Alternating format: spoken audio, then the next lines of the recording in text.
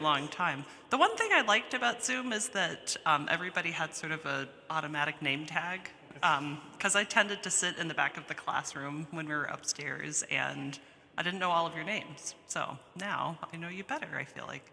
So it's great to see you. I'm privileged to introduce our guest speaker for today, Dr. Eric Nelson, who I'm sure many of you know, but we're going to hear a lot more about him today, straight from the horse's mouth. He's the professor of music and director of choral activities here at Emory, and he's also the artistic director of the Atlanta Master Chorale. So if you've been to any of the Atlanta Master Chorale concerts or to the Festival of Nine Lessons and Carols here that Emory provides every year, you'll know that the choral activities here at Emory are very special, and also that the Atlanta Master Chorale is a very special organization as a result of Dr. Nelson's leadership. When I go to concerts that are not Atlanta Symphony Orchestra concerts, I have a very discerning taste about what I go to, and I really enjoy the Master Chorale concerts, partly because the chorus is such a beautiful chorus. They just sing so beautifully, very expressively. There's always a wide variety of repertoire. The pieces are short and the concerts are short. So I just love going to those concerts. They're really terrific, and I recommend you to check them out as well. Just a little bit about Dr. Nelson's background, so he doesn't have to cover this. He got his doctoral degree from Indiana University, also attended Westminster Choir College and Houghton College, is that? Houghton College in New York. Has voiced and conducting degrees, and he's also just a really terrific teacher. I snooped around online and read a couple of reviews of him from his students, and there are a couple of consistent themes that come up, one being inspiration, second is caring, and one that surprised me is that he has a truly terrific sense of humor. So one student said that he writes more quotes from Dr. Nelson down in his music than he does musical notations. And I think that is one of the very special things about being a choral director, is that you have the opportunity to work with students in a very different way than you would in other settings. You're taking their breath and making something extraordinary out of it. So without further ado, I will hand it over to you, Dr. Nelson.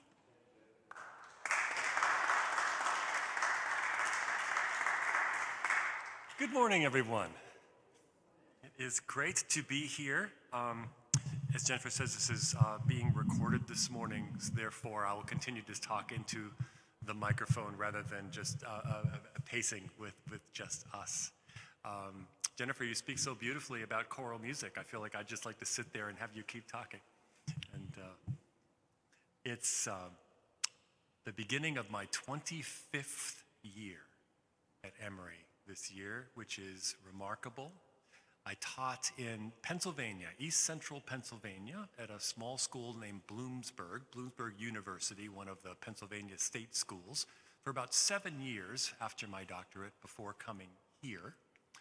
And, excuse me, might have guessed that I'd be in Atlanta and at Emory for a similar length of time, 5 years, 7 years, some such thing, and instead planted deep roots and have settled. This sanctuary, this congregation, this place has been extraordinarily important to me through all of those years. One of the first things that I was told about from faculty and staff at Emory, and was taken to dinner by choir alumni during my first couple of weeks at Emory to explain to me the importance of lessons and carols, and to make sure that I didn't mess up this tradition. And I remember seeing this sanctuary for the first time and being a part of the Christmas concerts, the Lessons and Carols concerts every fall is one of the highlights of my life. For all of the different groups that I conduct and all the different kinds of concerts that I do, I've often said over the years that if someone said you can only keep one of them, just one concert, I suspect it would be Lessons and Carols. That mix of the themes of Christmas, word and music, the readers that are sometimes students and staff and faculty and administration. If you've not been in a number of years, come back. It's a beautiful thing. I'm fortunate to get to work at Emory with so many students. There's about 150 students in my choral life in a given semester. We're actually going to have a concert choir reunion in October, and I'm nervous about not remembering people's names, because it's a lot of people over 25 years. Hopefully there will be name tags. But because we are not a conservatory, a music conservatory, the singers who sing with me are not all music majors or voice majors. They come from all kinds of different disciplines. They're on their way to med school, a lot of them, and business school. And I find that variety of singer adds so much richness to my life. They aren't singularly focused on recitals and becoming an opera singer. They're much more, they understand the academic disciplines in a way that I don't even. I'll ask a student, what's your major? And they'll say organic chemistry. And I go, good for you. I don't know how that works. I've been asked this morning to talk about, I was given the theme, and the theme for this morning is My Life in Music, which means I've been asked to come this morning to talk about me. I cannot imagine anything less interesting than that, but that's where we are. There's a young man over here with a microphone in his hand, and if at any point you would like me to stop talking, no, if at any point you would like to ask a question about anything that comes up, or you want to redirect, if you just do one of these, the young man will bring you the microphone. Again, it's not so that I can hear you, but so that if it gets recorded, they can hear what the question is. So, I was born in long ago. Actually, true. I was born in October, I have a birthday coming up next month, of 1959, in a world that was different than this one. No computers. We did not have a colored television set. It was black and white. There were 3 channels. There was no remote control. Right? You had to walk up and turn the channel. There were the rabbit ear antenna on the top, which you were constantly fiddling with to get it to stop rolling, right? And kind of get it to settle down. I was a child in the 60s and a youth in the 70s. In 1977, I remember going with my friend to see the original Star Wars movie in the theater. I tell my students this story, and it's like telling them I was present for the signing of the Declaration of Independence. And then graduated from college in the early 80s and began my career then with the interruption for the doctorate kind of from that point on. Music found me when I was very, very young, and I don't know how that works. It's a mystery to me. But I was always told by my neighbors and my family that I always sang. They could not remember a time when I could not sing. And for some reason, I had an instinctive idea of what singing should sound like. I was always musical. It always was pretty to hear and enjoyable to hear, to the point where I was asked to sing solos in church as a child. And I would stand up on a chair so that they could see me up front. And I did this for years. And as my voice changed, I continued to sing kind of all around the state of Pennsylvania as then a young baritone. What's weird about that story, well, there's lots of things that are weird about that story, but among them is that I kind of had a professional singing career. I mean, I wasn't being recorded with the Philadelphia Orchestra, and there was no money involved, but I mean, I was up in front of people singing and never had a voice lesson. And my first voice lesson was my freshman year of college, because I went to college as a music major. And one of the options for what the major would be voice. And that's really when I began putting some craft underneath the instinct. A friend of my parents, a man by the name of Jack Brown, went to my church and heard me singing semi-regularly and said to my parents, your young child apparently has some musical talent. Don't you think he should take piano lessons? It's interesting looking back on my life. There's a sense to which there's an inevitability about it. I was always going to be a musician.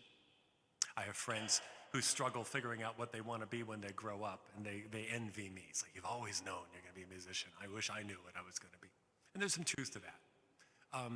But I feel like I never had any agency in it. What if my parents had not given me piano lessons, right? It's not like I went to them and said, Mom and Dad, may I take piano lessons, right?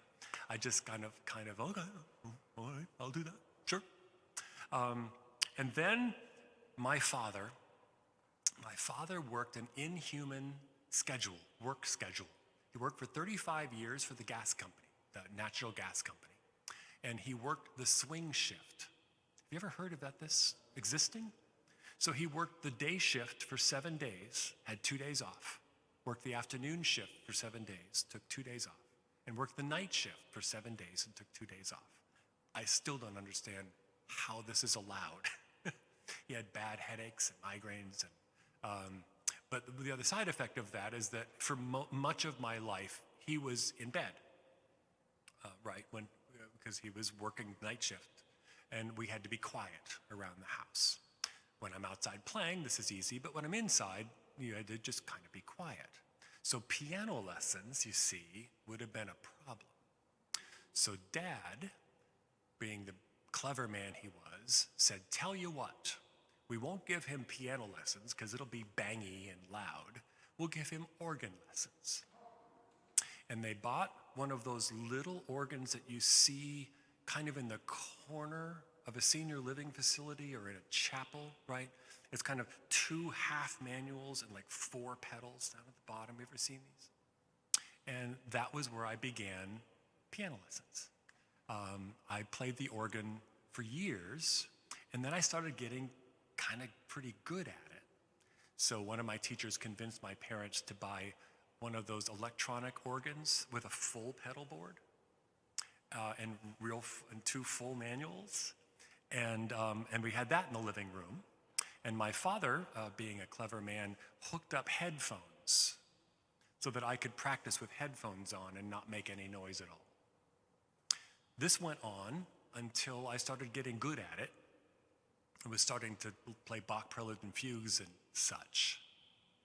And my teacher, in another moment that I had no agency in, after a lesson, told my parents, she said, I've taught this young man everything I can teach him. He needs to go downtown to the cathedral and study from the man down there, big 4-manual pipe organ. I had no agency in this. I was happy as could be with my teacher. What if she had never said, he needs to go study with someone else? I probably would have not got better, right? I wouldn't have had those experiences. I feel incredibly grateful to have had people looking out for me before I was old enough and wise enough to notice what I needed myself. So I went down and auditioned for this fantastic local player on this huge organ. He liked what he heard, and then he asked me a question, which would be the kind of the next step in my career. He said, how many years have you been taking piano lessons? And I said, I've never played the piano. He giggled and then said, no, really? And I said, no, I've never played the piano. And his heart skipped a beat, and he took a deep breath and said, okay, here's what we're gonna do. And then throughout high school, I took an organ lesson 1 week and a piano lesson the next week. And he taught me scales and fingerings and how to use the damper pedal and, octaves, and we played Chopin and all of WTC, and I learned as quickly as possible to become a pianist. Here's where the collaborative part starts. In high school, if you remember high school, middle school to a certain extent, and life to a certain extent, we're always in the quest of finding our people, right? This class may be your people in a lot of ways, right? And you enjoy being with people that you enjoy being with. You have something in common with. My people in high school were musicians. We were in a band together. Oh, I played the trombone during those years too. Slide trombone. Enjoyed it immensely. Something had to give, so I haven't played that in 30 years. But my friends were in the band and the orchestra with me. They were trumpet players and singers and flute players and violinists. And all of my friends ended up going to college as music majors. And most of them became professional musicians. And we were in high school together. And I, as it turned out, was the pianist. So I played for my friend the flute player, and my friend the trumpet player, and my friend the cellist, and my friend the violinist. And I learned all that repertoire, right? I learned all the young concertos and sonatas that those kind of people play. I still know them, right? If I talk to a professional flute player from the Atlanta Symphony and they're doing a recital and I ask them what are they playing on the recital, I probably remember half those pieces from when I was a kid. Oh, I love that piece. You know that piece? Yeah, I played it when I was 11th grade. So my point of that was not that I quickly became a reasonably good pianist, but I much preferred playing piano for my friends than singing myself or doing a recital myself. And that's the way I'm wired. The collaborative act of making music with other people is where I get filled up and where I receive just an incredible amount of joy. That's where the hair on my arm stands up, right? And I'm happy to come and sing something for you, and I hope you'll enjoy it. But that's kind of service. Happy to do it. But the joy comes from making music with other people. I should stop for a second. Any questions so far before I drone on even further? Downtown Erie, Pennsylvania. That's where I grew up, northwest Pennsylvania. Yeah, it's a big Lutheran church, 4-manual organ. They had a couple of really great organs in the city. But by senior year of high school and college, I got to know all the players around town, so they would let me just show up on a Sunday afternoon or a Saturday and just play the instrument for a couple of hours, which was awfully sweet of them. But there was a cassavant in the Catholic cathedral, which was probably my favorite instrument in town. But I studied with the Lutheran guy.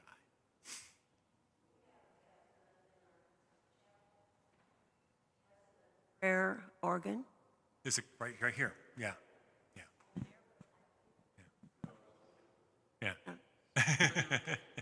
Yeah, there's a cassavant around. Yeah, it was one of my favorites. When I was in high school, early high school, again for my local church to encourage me, I became co-church organist and would play every other month or every other week. I forget how the system we worked out. With Margaret Churchill, who had been there for years, and we took turns. And I'm always been grateful to her that she yielded. She had been playing the church organ for decades at my church, that she was willing to step aside on a semi-regular basis for a kid to give me a chance to do that. Singing in church from childhood, playing organ from high school, I became serving in the church, making music in the church is deeply part of who I am. I think there's something about someone who's learned to communicate in the church that never leaves you. even pop singers. Think about Aretha Franklin, right? Whitney Houston in her prime. Some of the most effective R&B kind of pop singers that are so communicative to their audiences. You go back on their bio and you find out that they grew up in the church, right? My sister Janet played organ, keyboard by ear. Never really had any lessons. And I don't know whose idea it was. I've always credited her with it. She decided that we should go once a month, this is before my voice changed, to nursing homes in our city. There were 3 nursing homes.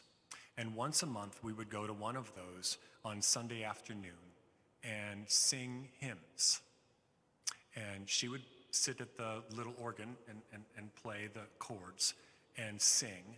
And I would stand on her shoulder and sing. And she taught me how to sing harmony, right? And in some hymns and old gospel songs, the melody and the harmony would kind of parallel each other, right? Softly and tenderly Jesus is calling, right? And so the harmony, softly and tenderly Jesus is calling, right? And we would do these kind of things, and it was before my voice changed. And I've always credited her for being the first one to teach me how to sing with somebody else in tune, right? And lining that up. But that was, I remember so clearly that we would sing hymns that people recognized, and they would come to life and smile and tell us afterwards how much they appreciated us coming. And I was quite young, so I think that fundamentally taught me something that I've never gotten past, which is that music is not just about applause. Right? It's nice when an audience claps or stands and claps, and you get that sense of attaboy, and that was really great, and you're wonderful. But that there's a whole nother aspect to musical performance, kind of music as medicine, music as healing, music as a balm for the soul, music that has deep resonance to who we are and why we are.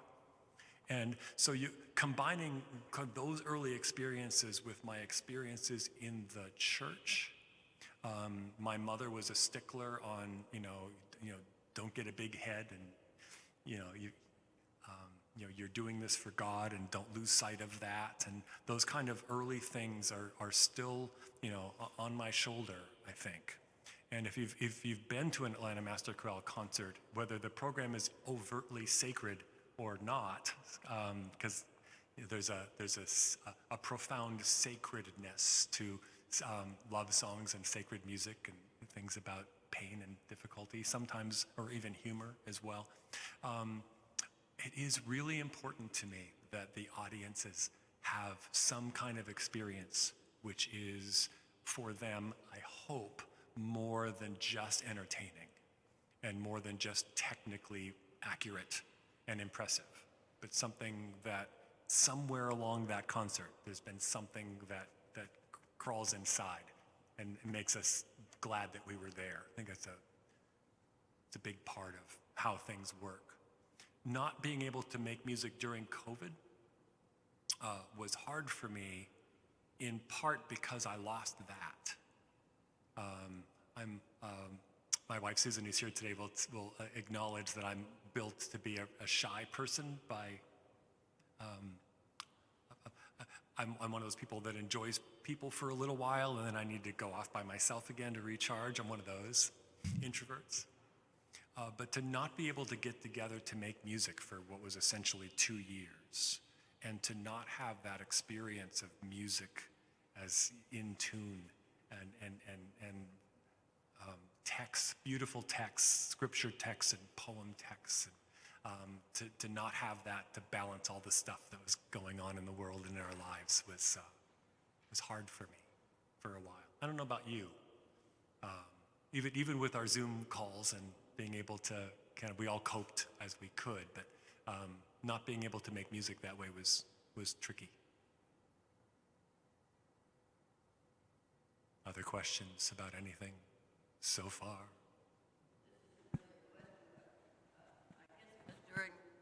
During COVID, that you and your people started having every Monday a piece on. I have enjoyed that very much. Thank you. Thank you very much. We do a Monday music moment, I think it's called. Yes. Atlanta Master Chorale. If you're want to be on our mailing list, we can make that happen. We realized early on in the pandemic that we weren't going to be able to get together to sing, and we were not going to be able to get together to present concerts. And we tried to do some Zoom things within the ensemble, and to be honest with you, the singers weren't interested. They were doing Zoom everywhere else in their life, and the last thing they needed was another Zoom call. And so that didn't work. We tried to think about doing those virtual choir things that people did, which were really clever, but it wasn't the same for us. So they basically said, listen, we'll be here when this is over, but leave us alone. So we felt, well, what can we do then? And we were so fortunate to have, we had recorded a bunch of YouTube kind of clips of concerts for several years. And so we just started sending them out. And actually, it turned out, we didn't realize it at the time, but you can only do a concert, every month or every month and a half. But we could send out something from us every week. And people all over the country found us, which has really been lovely. Yeah, we get emails from people that have never been to Atlanta, never been to a concert, and tell us how much they look forward to and appreciate those things. So yeah, thank you for that. Change from most of sitting there looking at emails and things to have that nice. Little bit of music. Yeah, thank you. Yeah. You've talked a lot about your technical development as a musician, your understanding of the craft.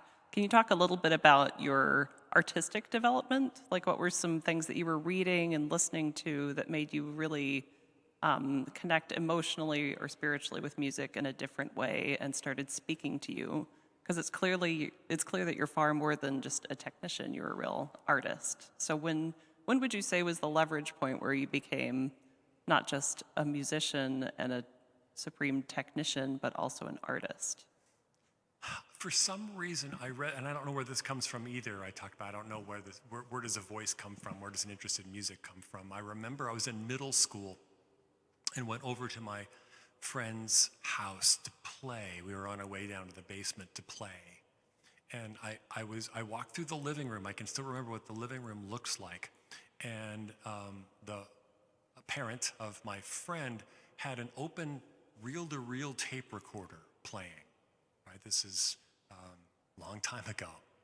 And it was playing the Dvorak New World Symphony. Dee pum pum be da da dee dum dum dum dum. And I grew up with gospel music and bluegrass music. Your cheating heart will make you weep. That was the music I heard at my house. And I had never heard a symphony. I had never heard of Dvorak. And I refused to go down to the basement until I had sat there on the couch and heard the rest of it. And my friend's parent rewound it and handed me, because we had an open reel-to-reel tape recorder at home too, everybody did, rewound it and gave it to me so I could take it home and listen to it again. Where does that come from? So it's not a direct answer to your question, but there's something about fine music making that hit me like a truck. I resonated with it. And that never stopped. So when I was in college and the choir I was in, first time I ever sang in a choir really was in college. As a voice major, because as a voice major, you have to sing in a choir, right? And I realized that I love this. As we sang good, we sing good. As we sang well, when something was artistic and beautiful. There was a sense to which, okay, now I get that, I see how that works. I can do that. As a pedagogue, I sometimes get frustrated when I lead the choir to a moment of great artistic nuance, and I get all excited because that's really good. They did it, it's just great. And then we back up and we try it again, and it's not there. There's a part of me that feels like, but didn't you hear what we just did? Can't you just do that again for the rest of your life, right? You know now, right? I golfed for a number of years. I don't anymore, but I remember that I would hit a slice into the woods, right? And someone would tell me how to not do that, hit it straight down the fairway, right? And the next one would go straight down the fairway, but on the next hole, I'd slice it into the woods, right? And they'd look at me like, I told you how to fix that. Why didn't you fix it? So I remember that sometimes. And it's not as easy for some people to hear something once and have it fixed than for others. But it was a process, Jennifer, at every level. When I went to Westminster Choir College, and the choirs there were so phenomenal during those years. And every time we sang a new piece and every time we sang it better, I understood. When I was teaching here at Emory, I went down to Spivey Hall in one of my early years, and there was a group from Europe called the Netherlands Chamber Choir. And the Netherlands Chamber Choir did a concert down at Spivey Hall, and I was just in the audience. And it was the first time I ever heard a truly professional 24-voice choir from Europe. Every one of the 24 singers had a 2-paragraph long bio in the program, right? They were all world-class soloists, and they were working together. And I remember, as good as Westminster Choir College was, as good as my doctorate choir was, I remember sitting there thinking, I didn't know this was possible. Followed quickly by, and now I do. In fact, from that moment on, the sound of a world-class professional choir was in my ear. And so from that moment on, my choirs got better because that was the goal, right? I still steered that toward the technical, I suppose. But maybe that's interesting. They're inextricably bound for me. When technical excellence means nothing unless you understand the text, right? And so they get all bundled up. Words have meaning and ideas have meaning, but you can't get the words across unless the consonants are clear, right? And you don't want to hear it if it's not in tune, right? So the technical and the artistic are inextricably bound for me. And maybe what makes me an interesting pedagogue is that I hold my choirs responsible for that too. So if they sing well but without any meaning, then I'm not going to let us get away with that. If we sing with lots of intent of meaning, but it's not technically good, then that's meaningless too. I want the whole package all the time. I'm hard to sing for.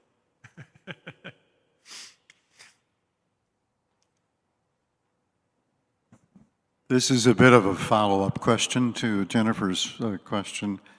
I've been struck by the quality of texts that you select for your choir.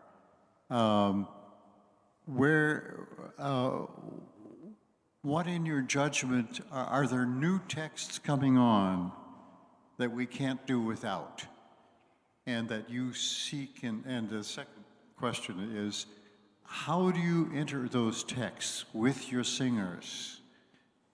What is it how can you draw out of them their own entry into good poetry as a conductor? Yeah, words.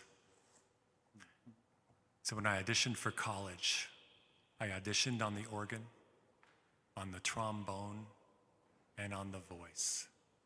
And the 3 professors stood in a room with me, just the 4 of us, and they said, choose.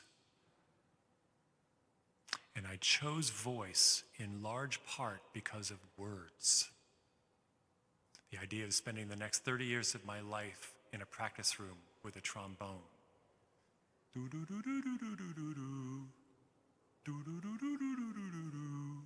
Didn't seem very happy to me. Even as a composer, which I do in the margins of my life, the words come first, right? And the music illuminates those words. You might be surprised and disappointed in me, Professor Saliers, that I'm not really a reader. You would think that I would spend a lot of my time at home in a corner reading. Literature for me has often come through music, right? I mean, I can recite to you in detail poetry. Love bade me welcome, yet my soul grew slack, guilty of dust and sin. Yet quick-eyed love, observing me grew slack from my first entrance in, drew nearer to me, sweetly questioning if I lacked anything. A guest, I answered, worthy to be here. I don't know that George Herbert poem because I have a book of collected poems of George Herbert and I read it until I memorized it. I know that poem because it's set in music by Ralph Vaughan Williams.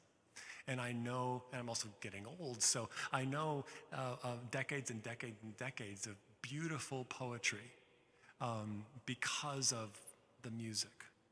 I don't know how to directly answer your question, but there's something about great music where I don't think I deserve any credit. I think good composers find great texts, and then they do a beautiful job of presenting them, and then I find them. Right? And I'm moved by them, and then I present them to the audience because I think the audience will be moved by them too. And then in Masterclass concerts, I collect them together in themes that make them related to each other by idea, rather than by time period, usually. So, we'll do a concert on the passing of time, and I'll start with music of eternity, and then music of early childhood, and then music of adulthood, young love, and music of getting older, and there's music of death and mourning, and back to eternity, and the music in that program might be from all different composers in all different time periods and all different styles, but they're related by idea. Words come first for me.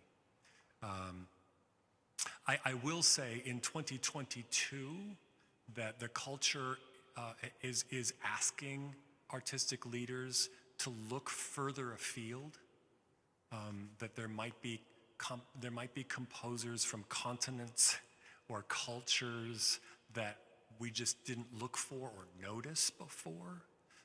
One of the pieces I wrote just last year is on an Islamic text by a composer named Rumi. We're looking now for other great composers and poets, always on the hunt, I think. Yes.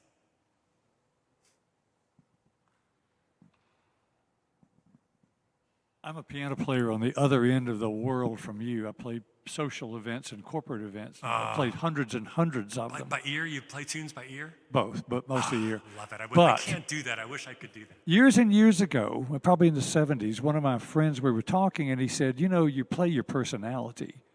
And after the technique is taken care of, Yeah. And I think that's what you're talking about, the musicality that's hard to define, but you recognize it when you see it. So I have always really enjoyed your choirs because they just seem so musical to me. Thank you. And having heard you talk, I think I understand that you were conducting your personality and teaching from who you are. But my question that I was going to ask before I got here and heard you was, how is it that you take these kids who are maybe not going to be professional musicians and turn them into the kinds of choirs that you do that elicits that kind of response from us? Because I think everybody here would agree your choirs are special. There are a lot of choirs in Atlanta, there are a lot of conductors in Atlanta, but yours are different. How is that?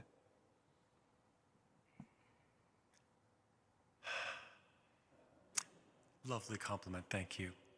I think about it way too much. I'm constantly thinking about what makes something artistic and what gets in the way of it not being artistic. Sometimes it's the simple realization of how if you accidentally accent a syllable that's the wrong one, love divine, all loves excelling, right? If you do that as a singer, love divine, all loves excelling, right? It's clumsy, right? Something a child would do, playing Twinkle, Twinkle, Little Star, right? But I think about it, that's an extreme example, but I think about when a choir sings and it's pretty good, what technically can I bring, can I teach them to make it,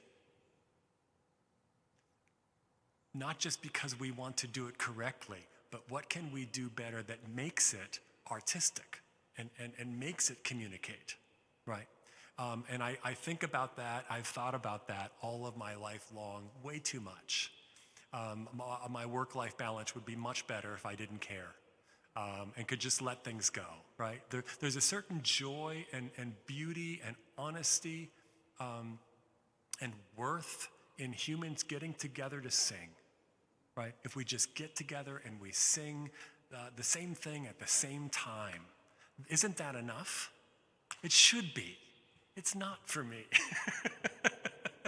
I don't really enjoy going Christmas caroling. It's just not fun for me. But it should be. So I appreciate the compliment, but it really is a matter of year after year, rehearsal after rehearsal, day after day, thinking through how did rehearsal go today and what can I tell them that they're capable of, right? Because if you ask them for something they can't do, then you're just the mean guy who's never happy, right? You have to ask them for something that they can actually achieve, and then when they do that, the hair on their arms go up, and they have hopefully remember years later the experience they had when they used to sing in choir, or better yet, they sing in a choir like this one.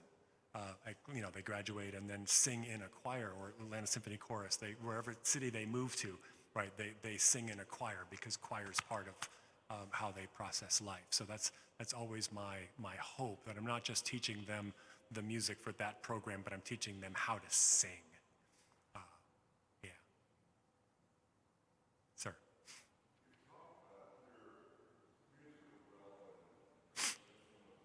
Yeah. But you are a very expressive conductor and easily read, Thank you. and I can feel the music coming out of you when you're conducting. From whence cometh this talent? When was this developed? In graduate school? How did you start choral conducting? How did you start conducting? And who taught you this? Thank you. I've had so many good teachers. So I was in college, and I had taken on the job of being president of the choir, which is a largely administrative role, social role, I suppose. And the conductor of the Houghton College Choir, this is in Western New York State, wonderful liberal arts school. Around here, it would be somewhat like Furman, about 1,000 singers, nice music department, fabulous teachers. The director, Donald Bailey, who went on to have quite the career in the state of Texas after leaving Houghton, did an all-state choir, which people like me do, where they do a weekend high school festival. And we had rehearsal on Friday, and he was going to be gone that weekend, so he asked me if I would lead rehearsal in his absence. And he left me a legal pad with all of the pieces that need work, which pages to work on, and what needed to be worked on in that. Now, I had undergraduate college level conducting class, right? So I knew it was down to the left and right and up, right? And that there's a rebound, and I how to do one hand and the other. I had a class in it, and I did what he asked, and he came back on Monday. It's one of my favorite life stories. He came back on the next Monday. I'm back in the choir, and he gave a downbeat after warm up on the first piece, and conducted a page and a half of it, and stopped. He was a very severe man, and he looked at me. And he didn't say a word. And he called another piece. We opened up the next piece, gave a downbeat. We conducted, sang 2-3 pages of it. And he stopped. And he stared at me. Bead of sweat now rolling down my. This time he said, "You fixed it." And I, in a squeaky voice, said, "Wasn't I supposed to?" And our relationship changed from that moment. He took me into his office and gave me private conducting lessons until I graduated, talked about maybe I would like to do this for the next step in my life, and I applied to Westminster Choir College, and things moved from there. And then, I have a doctorate in how to wave my hands, right? Then it's just really good teaching and hard work and obsessing about things that shouldn't matter, right? But at that moment, he realized that I had a knack for this, and I realized that I was good at it, and I felt really comfortable on that podium, not in an arrogant kind of a way, but like, this is where I belong. I asked him about that years later, and he said, well, the problem was that he had no rehearsal plan that Monday, right, except to fix all the stuff that he had told me that needed fixed. Because he never expected that I was going to do anything more than just run them through it so they wouldn't forget it over the long weekend, right? And I had fixed it. And so I completely destroyed what he planned to do that day, which is kind of funny. But it's a craft like any other. The analogy I sometimes use is in the Olympics, there was a swimmer a few years back called Michael Phelps who won all the gold medals in swimming, right? Well, swimming is fun, right? Most of us swim, but Michael Phelps at that level thinks about how to get into the water and the position of his hands and how he flips at the wall to gain another 1/10 of a second, right? Whenever you're really good at something, you obsess about things that really, seriously do not matter anywhere else in the world, right? So I've spent years trying to communicate clearly with nonverbal communication and hopefully succeed some days. Conducting in many respects. How so? Well, it's more expressive, and it brings out the words, and it elicits vocal nuances that perhaps you do with instruments in the symphony, but you do it in a different way, do you not? I think that's true. At the doctoral level, you actually can't you can't get a doctorate in conducting. You have to choose. It's either an instrumental conducting or choral conducting. Instrumental conducting, people often know how to play most of the instruments on the orchestra to some level. They understand bowings and fingerings and reed making and all that kind of stuff that singers don't need to worry about. But when our tongue and mouth position changes, we're literally changing the shape of our instrument. I mean, he and ooh are in a way two different instruments. If you think about instruments are their shape, right? When I change vowel, I actually change the shape of the opening there. And so, yeah, we have to worry about not just the vowels and being in tune. There's no fret. There's no piston to put down, right? We have to sing exactly in tune. The difference between e and e and e, are very subtle. Violins have to do that too. There's also something in my world, I can demonstrate this really quickly for fun. I think it's fun. And that's the quality of the tone itself, right? And there's something that happens when you can kind of put a little edge on the voice, and even though the words I'm saying have no anger in it, they're just words, but when the tone changes, your reaction to the tone changes. And I think that happens in my choirs too. We try to find a sound that matches whatever idea we're singing. and it still sounds like singing, and it's still in tune, and it still fits kind of, sort of what did the page before. But yeah, I think that's partly, I don't know that everybody who does my job well thinks about tone that way. I think it's not unique to me, but it's a little odd, I think, yeah. You're welcome. I was fortunate enough, as the mic comes to you, I was fortunate enough to serve here as the interim music director. I don't know if anybody was here during that time or remember it or not. It was a great joy for me as I was at John the Baptist preparing the way for Michael Dotterman. And for several months, I had the privilege of being here not just for lessons and carols, but on Sunday morning, and to get to know some of the folks in the choir. And to just be a part of actual Sunday morning worship in this marvelous space. And that was a great privilege for me as well. Yeah. I have a question about your incoming classes at Emory. Over the years, have the kids gotten, as a group, more musical and better because they've had better training before you get to them? Or how would you say that may have changed over the years? So pre-COVID, I think what happens, to be more accurate, or to be honest, is that the people who've had good choral training, right, they did honor choir and had a good high school choir and did all state in whatever state they come from, they often find me. They want to sing in high school. They want to sing in college. They've already had a really good musical experience. Coming out of COVID, this is tough, because their high school experiences got stopped, right? And so you talk about a young boy who's just had their voice change, and then they don't sing for 2 years in high school, and then they come to college. No one's gonna kind of hit college campus and go, what do I want to do with my life in college? I think I'll join the top choir, right? So their own training, their music literacy skills, their ability to read music, their ability to be asked by really good teachers how to improve has stopped. So my life for the next few years is going to be rebuilding. I'm hoping that if you come to Lessons and Carols, you won't hear any difference.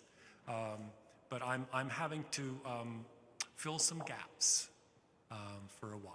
And when I think about it, how could it be otherwise? Yeah, so I'm trying to be patient. We are nearly at 10 o'clock, and we've promised to vacate the premises so that Michael can come in and work his magic. Thank you for this privilege and honor to come and tell you a little bit about how I became me. And I will look forward to seeing you at maybe some concerts in the future. Thank you, sir.